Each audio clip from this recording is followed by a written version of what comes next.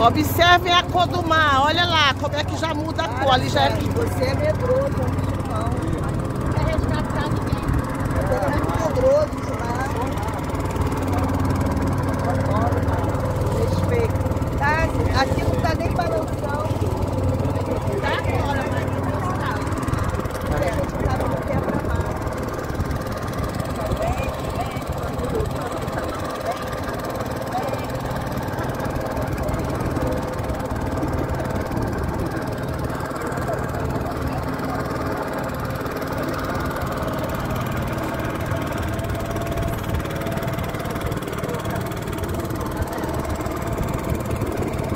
Olha a Rosa Maria.